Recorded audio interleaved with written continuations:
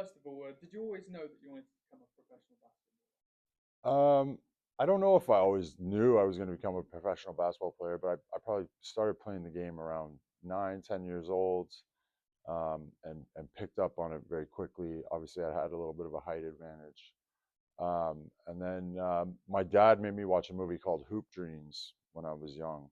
It's about following two basketball players' paths in Chicago, and them going through high school, getting a scholarship to go to a university in America, get a full ride. So I think I watched that, and I've kind of found out, oh, I could make something of this. I could get a education out of this, and then from there, the dream started to dream and get bigger. So yeah, I definitely didn't know at the beginning, but it was something that formed over time. Yeah, like you said, obviously after you graduated in Maryland, you spent a bit of time in Europe playing in Cyprus, Luxembourg, France. How did you find that experience? Incredible experience getting to play in so many different countries. Obviously, I grew up in Canada. I did a year of prep school and university in the States, and then living in different countries and different cultures around different languages all around Europe was an amazing experience for me. In my early mid 20s, just to see how the world works in different places. It really broadened my horizons. So obviously, eventually you moved to the Sheffield Sharks in 2009. How did that move come about, and how did you find it like living in England at the start? So yeah, in 2009, I came across to play for the Sharks. They were a team that had been recruiting me um, over the summer. That previous summer, and then I was started the season in France. Unfortunately, things didn't work out in France. The team wasn't doing so well, so looked to make a move. And I came to England, and took the train up from London to Sheffield on a trial basis. And I came to a training session trial, and basically they offered me a contract the next day. So um, in my eyes, I thought it was going to be a 1 year contract, just finish out the season and continue traveling around Europe. But ended up coming back, and then I signed a 3 year, and then another 3 year, and ended up playing for 13 seasons with the Sharks. It was amazing. At the beginning, it was obviously a transition, but because I had played in Europe in so many different countries where English wasn't the first language, coming to England to a place where it's everybody speaks English was just like a breath of fresh air. Very easy to transition to life here. My mother was actually born in Bournemouth, and then emigrated to Canada when she was 16. So I kind of, we have family in England. I kind of grew up around the culture, and we would take, family holidays to England. So I've been here quite a few times before I actually came to play basketball here. So I was already acclimated to the culture and expectations here. Would it have been your dream to like play in the NBA in America, or did you always have your sights set on Europe?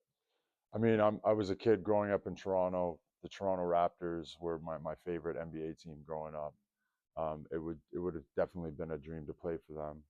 I actually had a pre-draft workout with the Raptors when I came out of uni, before I went to Europe. So I got a taste of what it took to get there and see the facilities, and meet a lot of the coaching staff. But I just wasn't at that level. I mean, there's just so many guys gunning for those spots, and there's only about 300 spots available. So playing overseas was the next best thing. I would have loved to go to the NBA, but for a lot of guys in my position, there's lots of pro leagues around the world. And obviously, yeah, but a lot of highlights throughout your career. Obviously, representing England at the Commonwealth Games in 2018, it's got to be like one of the proudest moments of your career. Definitely, it's definitely got to be up there, representing England at the Commonwealth Games, 2018, down on the Gold Coast of Australia. Couldn't have been a better location. And again, just basketball as the vehicle. Just I wouldn't have been able to go down there and experience those kind of things without basketball. So a huge highlight for me, being selected for the team, and then making it through the trial process, and then getting down there, and then being named captain of the team as well. So um, unreal, just for a skinny kid from Canada to end up on that platform and stage. Is there any other moments in your career that you stick out as like the most best memorable moments?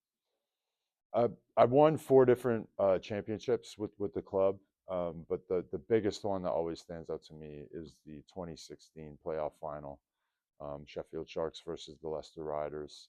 We were the underdog in that game, and it was down at the O2 Arena in London.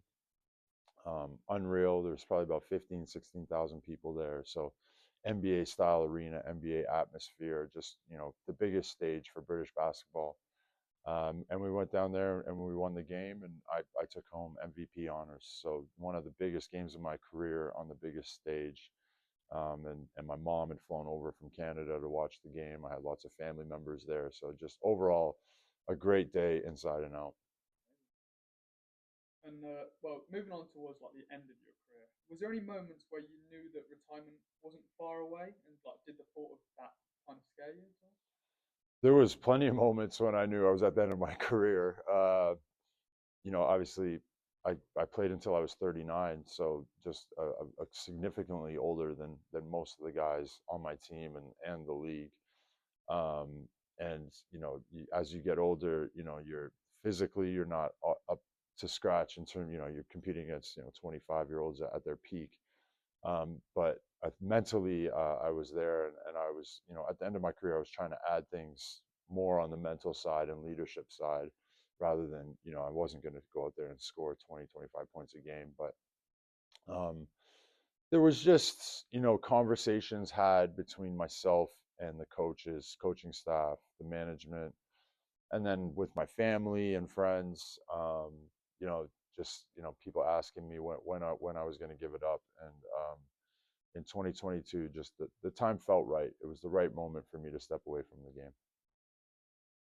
And how did you handle the early stages of your retirement? Like, was there anything that you experienced, like loneliness, lack of identity, anything like that? Yeah, there's lots of different things that you go through. Like we touched on it briefly before, on the lead up to my retirement, there was lots of anxiety for me. What am I going to do next? I've been known as the basketball player for so long. I think when you finally do retire, you go through a bit of an identity crisis. To be honest, it's like I was always known as the captain of the Sharks, Mike Tuck, the basketball player, and it was about trying to find out who I was next. And I think definitely it was, yeah, that first year was kind of low, because um, luckily enough, I transitioned out where I was working in a job for the Sharks as their marketing manager, which is something that I did while I was playing. But so I was still around the game of basketball. I was still around the Sharks. I was still around the team. A lot of my former teammates were still playing for the team. So that made the transition a lot easier. But then sitting on the sidelines and having to watch them play and not be out there competing with them, that was something, where my ego definitely took a hit. It was tough, to watch it and go through that. But I think there's situations where guys don't set themselves up for their post playing career. Whereas I had been working for the Sharks for about 4 or 5 years while I was playing part time. So I was trying to set myself up already for that post playing career, so that I was ready when the time came. Um, I've seen other situations where that doesn't happen, and I think those guys get hit a lot harder. It's a lot harder transition.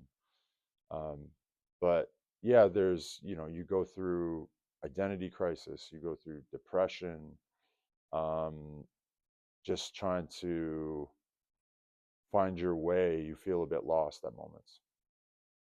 Yeah, like you said, you feel lost, depression hits. Was there any help you received, or do you think there should have been more help to athletes when they go through retirement? Yeah, that's a good question. I mean, the support system around players retiring, I think basketball is unique, whereas there's not a lot of guys like me that play for over a decade long. Most guys in this league will play for like 1 season or 2 seasons, and they kind of bounce around. So for me being here for so long, I watched generations of players before me step away from the game and retire. Um, so for me, I found support in that. I was able to pick up the phone and call guys that I knew around the league. Hey, I'm thinking of retiring. I know you've already been through this process. What was that like? And I was able to pick their brains, and I there's probably about 4 or 5 guys, really close friends of mine, that I was able to get little bits from each of them.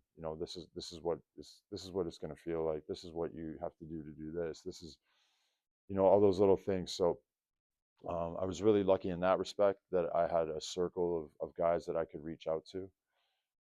In terms of like actual support network, I mean, the Sharks have been incredible with me. Obviously, giving me, helping me, work alongside playing and then transition into a full-time role within the club. They've always been good, and there's always, an open ear there if you need to talk to anybody or anything like that. From the league or anything like that, that there wasn't as much stuff. I don't think there's anything really available or anybody dedicated to that cause. So if there was any areas of improvement, maybe something like a players union or a delegate from the league where, that they can offer support in that respect. But that's not a criticism of the league. It's just, I think, just the way that it is. And like you mentioned, obviously you're still involved with the Sharks. How grateful are you to have the opportunity to still be involved heavily in basketball? Yeah, it's incredible. I think I have to pinch myself sometimes. There's a lot of people that would love to be head of marketing for the Sheffield Sharks or any basketball team. I'm around the game every day. I still get to, go into the locker room, talk to players, hang out. Um, you know, I coach the University of Sheffield basketball team. So even this morning, I was down on the court working out with some of the guys, getting some skill work in. And then I do commentary and some TV work for the league as well. So um, I'm fully immersed in basketball and everything that I do. There's no really days off from it. So, and I probably wouldn't have it any other way. It's great, and that's probably again made the transition from playing to not playing so easy. And finally, to wrap up, is there any advice that you'd give to like athletes who are about to retire or have just retired and not sure really what to do? Planning is key, I would say, for any athlete that's heading towards the end of their career, or they're going to stop playing, or even guys that might not know that they're at the end of their career is coming. Injuries, those kind of things, changes your family, all different types of things can happen. So I would always say that you always have to be thinking about your next move. And I think that's what I did, is that I started working alongside playing, from about 2015 all the way up to 2022. I was working either for a company or for the Sharks, at that time. So setting yourself up, whether that's getting a part-time job, working on your side hustle, a side business, or going back to school, getting a university degree, getting a master's degree, you have to be thinking about that next step. I think, I always say that basketball was something that I did, but basketball doesn't define me as a human. It's only a chapter in your story, and there's lots more chapters after basketball. So you have to be ready to write that book. Perfect, thank you. That's all the questions I've got. So No worries.